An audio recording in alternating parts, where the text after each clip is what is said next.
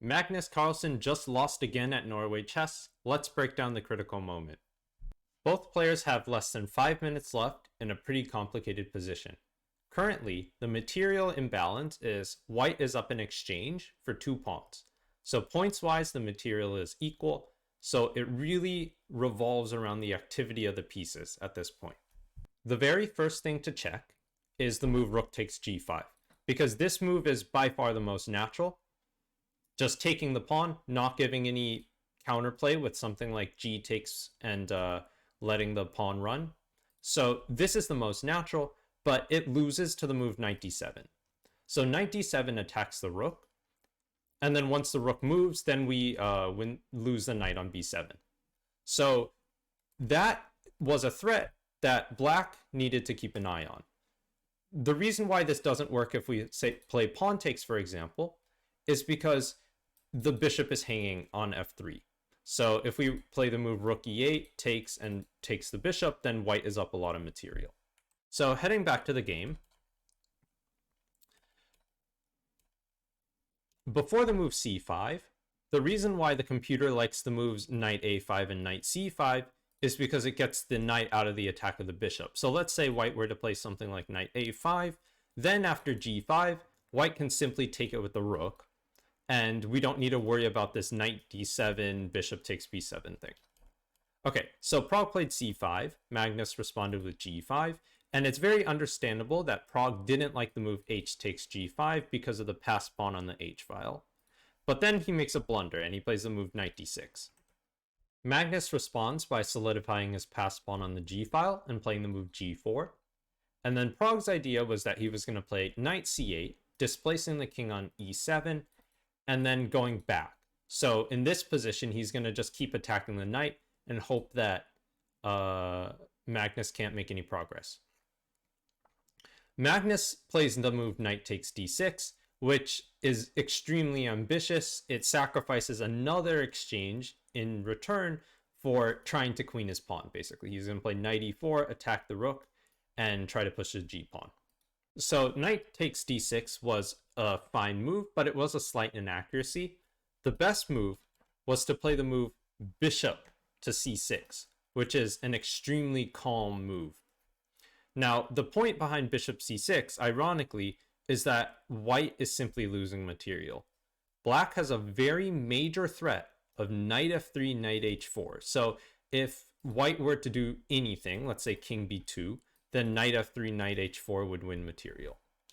If white instead were to try to attack the bishop and say that the knight can't go to f3, then knight takes d6, pawn takes d6, and rook d8 wins the d pawn, which is very crazy again. Rook can't go to d3 because the knight is attacking d3. So bishop c6, very calm move that would have won material. Okay, so going back to the game, instead of bishop c6, knight d6 was played. Pragg did take the extra material with rook takes h8, and then knight e4. So the most natural move after rook g1 is the move knight takes c5, in my opinion. But after knight takes c5, this drops h5 pawn, and white manages to equalize.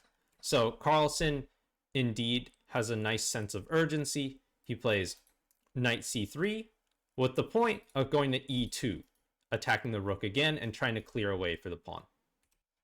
Pragg decides to save his rook by playing the move rook to f1, which has the added benefit of pinning the bishop to the king.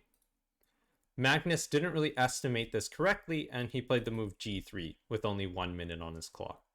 Now, g3 is a blunder because after the move rook g8, which is a really nice prophylactic move, stopping g2, because we can simply just take it with the pin on the f-file.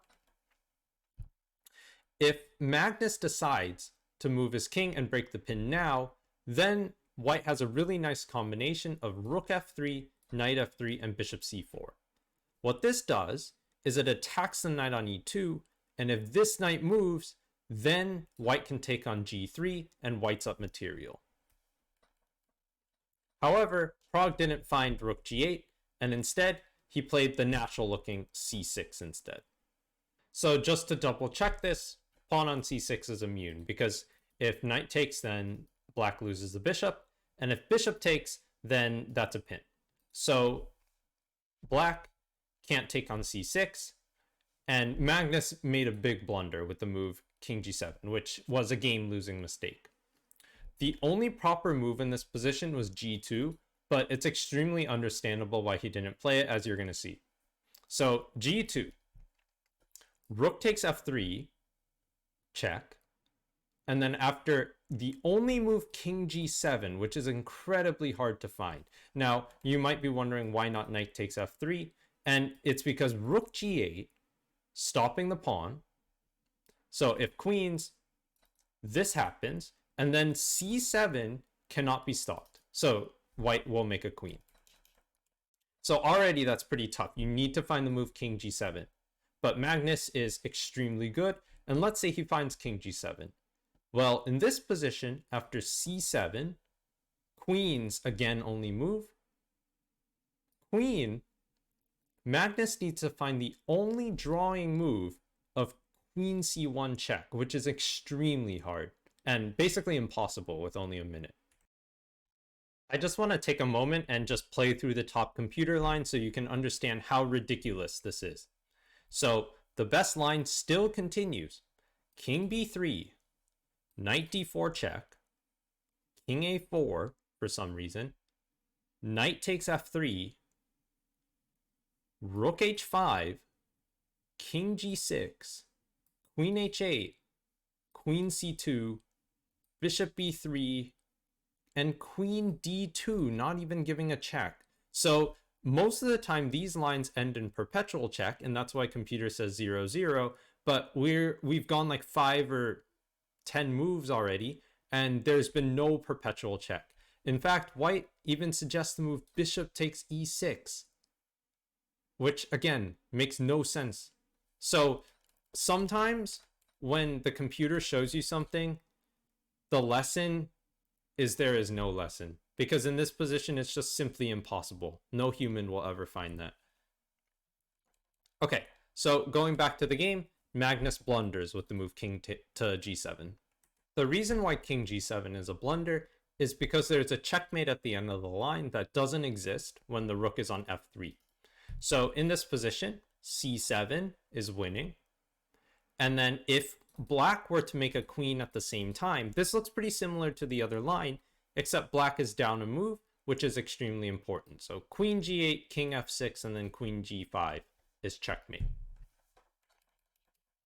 Okay, so Magnus realizes this probably last second and decides to play the move bishop b7, trying to stop pawn to c8, but Pragg plays rook b8, threatening this, and black doesn't really have an immediate threat because it's just way too impossible to displace the rook off f1 at this point. So g2 wouldn't really do anything. White can move the rook, take the bishop, this pawn can't queen, and white's queen is unstoppable. I hope you enjoyed this breakdown of Norway Chess, and I'll see you in the next video.